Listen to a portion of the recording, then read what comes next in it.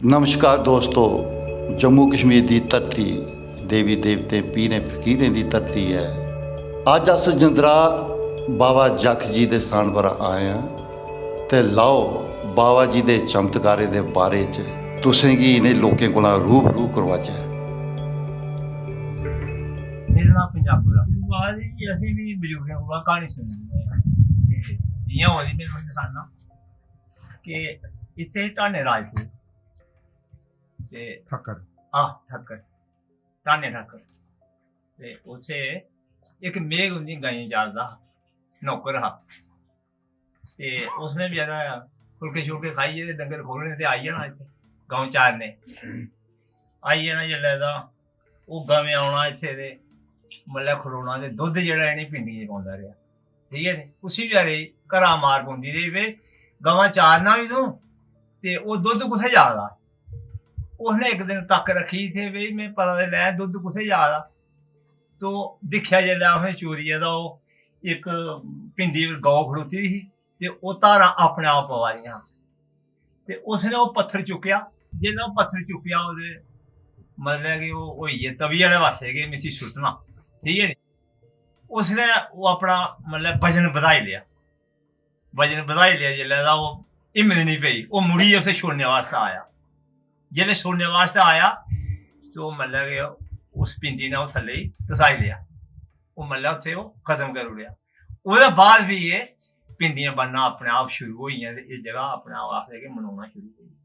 साढ़े इक बारी बकरियां गुआची गेइयां ते मैं इत्थे भाग सिंह होर गया उ'नेंगी आखेआ मैं चलो बाबे दे सुक्खन कराओ ते मेरियां बकरियां लब्भी जान। मैं काला होई गेआ 7 दिन होई गे बकरियां गुआचे दे ते मैं जेल्लै उ'नें सुक्खन कराई ते मैं चली गेआ परेशान हा लेटियै घर जे सेई गेआ फुलके बी निं खाद्धे सेई गेआ। महां बाबा हून तुस्सै जो किश करगे। मैं फटाफट रातीं सुत्ता जेल्लै तां मिगी कोई 2 बजे रातीं बाबा होर आए मिगी कोई जगाया उ'नें कि पंजाबू उट्ठ तेरियां बकरियां झज्जर चली दियां। मैं सनाह् लेई 5-7 जगह ते तौर टप्पी ते सिद्धा गेआ में बक्करवाले गी आखेआ महां चल मेरे कन्नै मेरियां बकरियां गुआची दियां कुदै। उ'नें आखेआ बकरियां हून गै बपारी लेइयै जा दे। झज्जरा पार टप्पी दियां हां ते गड्डी चाढ़ने गी त्यार हे जे पुज्जी गे ते बंदे असें थ्होए निं ते बकरियां गेइयां असें लब्भी बकरियां लेइयां ते घरै उठियै आए बाबे मत्था टेकेआ जि'यां असें सुक्खन कीती इ'यां असें उं'दी पूरी करी ओड़ी बकरा। ते गल्ल है जनाब जिसलै होर देवतें दी जेह्ड़ी गैर चढ़दी है ना ओह् दिनें चढ़दी है। इंदी रातीं गैर मतलब अगले बैर लोई लगदी मतलब दिन चढ़दे कोला पैह्ले इ'नें बकरा देना होंदा इत्थे। इत्थे एक ढोल गाडी बजांदा हा। रामनगरे दे राजे ने अपने दरबारै च बुलाइयै उसी ताला लाई दित्ता। आखदे न ओह् ढोल पूर्णमाशी गी इत्थै आई गया ते राजे दे ताले बंद दे बंद गै रेही गे। मेरा नाम मोहन सिंह इस बाबे दा गै ढोल है।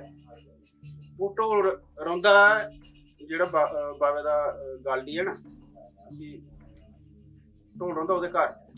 ढोल दे विच इक देवते दा वास है। इस्सै ढोल दी साढ़े पराने बजुर्ग साढ़े गल्लां सनांदे हे कि एह् ढोल पूर्णमाशी ते बज्जा दा हा ते रामनगर दे राजे ने सुनेआ।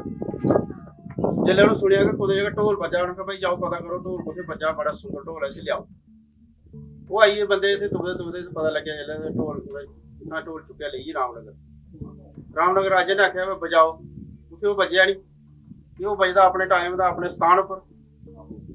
उ'नें आखेआ राजे ने आखेआ भाई अंदर इसी बंद करी ओड़ो कमरे बने कोल ताला मारी ओड़ो। ताला मारी ओड़ेआ। सालै बाद जिस दिन कत्ते ओह्दी पूर्णमाशी ही अपने आप ढोल चुकोया ढोल इत्थै आई गेआ। इत्थै साढ़ा बाबा भैड़ा दा स्थान है। बाबा भैड़ दे स्थान कोल ढोल डिग्गेआ फटी गेआ। लोग सनांदे कि फटी गेआ उस बेल्लै बाद उसी पाज पूज लाइयै दोबारा फिट कीता। अज्ज भी उ'ऐ ढोल ओह् रौंदा है गालडी दे घर।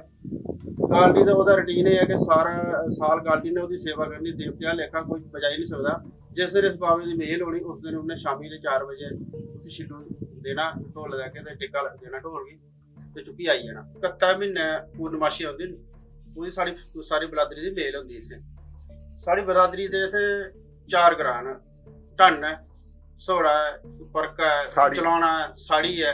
चलाना हफ्ता बी तो पार रौह्ने लेकिन साढ़ा कुल देवता इ'यै 4-5 ग्रां दा कुल देवता एह् है।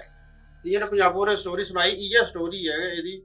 पराना जेह्ड़ा बजुर्ग साढ़े सनांदे 100-200 साल 300 साल पराने दे जदूं दी सृष्टि चला दी जदूं दा एह् चला दा। जि'यां असेंगी बजुर्ग दसदे आए असें बी उ'यां अग्गें दस्सना ਇਸ ਹਿਸਾਬ ਨੇ ਉਸ ਕੱਤਾ ਮਹੀਨਾ ਪੂਰਨਮਾਸ਼ੀ ਇਹਦੀ ਮੇਲ ਹੁੰਦੀ, ਸਾਡੀ ਸਾਰੀ ਬਲਾਦਰੀ ਇਕੱਠੀ ਹੁੰਦੀ। ਉਹ ਜਿਵੇਂ ਪੰਜਾਬੀ ਬਾਰੇ ਗੱਲ ਕੀਤੀ ਕਿ ਉਪਰਾ ਮੇਘ ਆਉਂਦਾ, ਉਹ ਭੱਠੀ ਭੰਗਾਰ ਦਾ ਹੈ। ਇਸੇ ਦਾ ਇੱਕ ਸਥਾਨ ਭੱਠੀ ਭੰਗਾਰ ਹੈ। ਉਹ ਭੱਠੀ ਭੰਗਾਰ ਦੇ ਜਿਹੜੇ ਜਖੌਤਰੇ ਮੇਘ ਨੇ ਉਹਦੇ ਕਿੰਨੇ ਸਾਰਾ ਮੇਲ ਹੈ।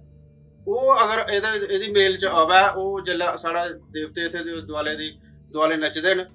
ਉਹ ਆਂਗੜਾ ਜਿਹੜਾ ਅਸ ਕਰਨੇ ਅੱਗ ਦੇ ਵਿੱਚ ਅੱਗ ਬਣਾਈ ਹੈ ਜਖੌਤਰਾ ਮੇਘ ਦੇ ਕੰਨੇ ਤੇ ਅਸ ਇਕੱਠਾ ਸਾਲ ਮੇਲ ਕੰਨੇ ਪਹਿਲੇ ਉਹ ਤੇ ਬਾਕੀ ਸਾਡੇ ਸਾਰੇ ਇਹਦੀ ਉਹ ਮੇਲ ਚੱਲਦੀ ਹੈ।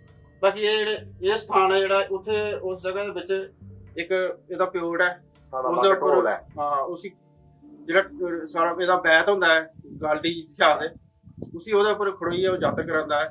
ਇਸ ਪੱਟ ਦੇ ਉੱਪਰ ਖੜੋਈ ਹੈ ਸਾਡਾ ਦੁਆਲਾ ਜਿਹੜਾ ਜਾਤਰ ਕਰਦਾ, ਜਿਹੜਾ ਮੁੰਡੀ ਦੁਆਲਾ ਹੁੰਦਾ। ਸਾਡੇ ਬਾਪ ਦਾਦੇ ਮੇਰੇ ਫਾਦਰ ਇਹਦੇ ਦੁਆਲੇ ਹੈ, ਉਹ ਜਾਤਰ ਕਰਦੇ ਹੈ। ਉਹਦੇ ਬਾਅਦ ਜੀ ਉਹ ਹੋਈ ਹੈ, ਉਹਦੇ ਬਾਅਦ ਅੱਗੇ ਕਿ ਹੁਣ ਸਾਡੇ ਬੜੇ ਦੁਆਰੇ ਆਪਣੇ 10-12 ਬੰਦਾ ਦੁਆਲੇ।